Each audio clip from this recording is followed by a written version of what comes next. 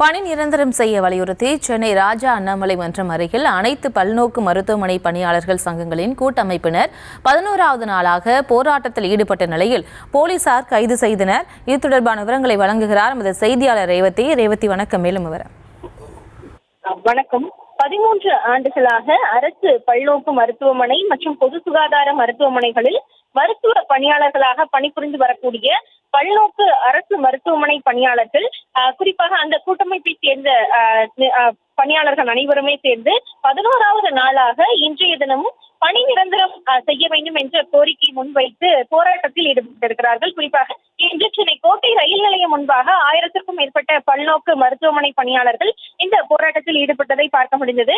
ஏற்கனவே பல்வேறு இடங்களிலும் கூட இதே கோரிக்கையை முன்வைத்து போராட்டத்தில் ஈடுபட்ட பொழுது காவல்துறையினர் கைது செய்திருந்த நிலையில் இன்று 11வது நாளாக போராட்டத்தில் ஈடுபட்டிருந்தனர். போராட்டத்தில் ஈடுபட்ட பெண் பல்நோக்கு மருத்துவ பணியாளர்கள் தலையில் முக்காடு போட்டு ஒப்பாரி வைத்து அழுது இந்த போராட்டத்தில் தங்களது கோரிக்கையை வலியுறுத்தி இன்றைய தினம் போராட்டத்தில் ஈடுபட்டிருந்தனர். குறிப்பாக மருத்துவ பணியாளர்கள் வேலைவாய்ப்பு அலுவலகம் மூலமாகவே பணியில் அமர்த்தப்பட்டு இருக்கின்றனர். இதற்கு முன்னதாக பல்வேறு போராட்டங்களை முன்னெடுக்கும் பொழுது இன்று முதலமைச்சராக இருக்கக்கூடிய ஸ்டாலின் அவர்கள் நேரில் சந்தித்து ஆட்சியில் இருந்திருந்தால் நாங்கள் உடனடியாக உங்களுக்கு பணி நிரந்தரம் செய்து கொடுத்திருப்போம் என்று கூறிவிட்டு நிச்சயமாக ஆட்சிக்கு வந்தால் உங்களுக்கு பணி நிரந்தரம் செய்து தருவேன் என்று வாக்குறுதி அளித்ததாகவும், இப்பொழுது ஆட்சிக்கு வந்து 4.5 ஆண்டுகள் ஆகியும் இதுவரை திமுக அரசு இவர்களுக்கு பணி நிரந்தரம் செய்யவில்லை. ஆனால் அதற்கு மாறாக மருத்துவ அமைச்சர் மா சுப்பிரமணியன் தற்காலிக பணியாளர்களுக்கு தேர்தல் என்றாலே போராட்டத்தில் ஈடுபடுவது ஃபேஷன் ஆகிவிட்டது என்று கூறியிருப்பது இந்த பல்நோக்கு பணியாளர்கள் மத்தியில் பெரும் கொந்தளிப்பை ஏற்படுத்தி இருக்கிறது.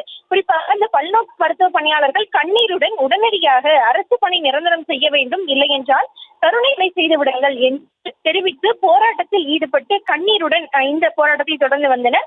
இந்நிலையில் காவல்துறையினர் போராட்டத்தில் ஈடுபட்டிருக்கக்கூடிய அந்த பல்நோக்கு அரசு மருத்துவ பணியாளர்களை கைது செய்து அழைத்து சென்றிருக்கின்றனர்.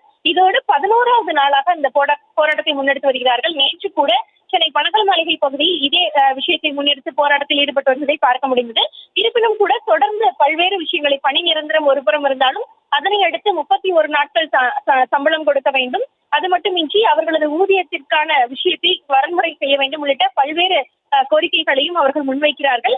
முக்கிய கோரிக்கையாக பணி நிரந்தரம் என்பதை முன்வைத்து வரக்கூடிய நிலையில் இன்று 11வது நாளாக இந்த போராட்டத்தை முன்னெடுத்தவர்களை காவல்துறையினர் கைது செய்திருக்கின்றனர்.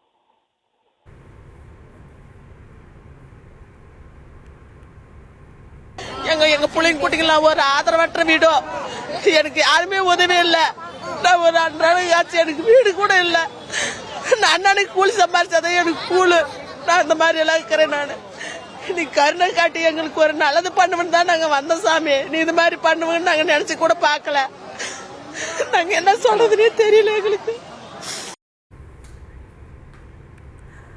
மருத்துவ பணியாளர் சங்கத்தினர் அங்கு போராட்டத்தில் ஈடுபட்டிருக்கக்கூடிய சூழலில் அவர்கள் அளித்த அந்த பேட்டியை பார்த்தோம். விவரங்களுக்கு நன்றி ரேவதி.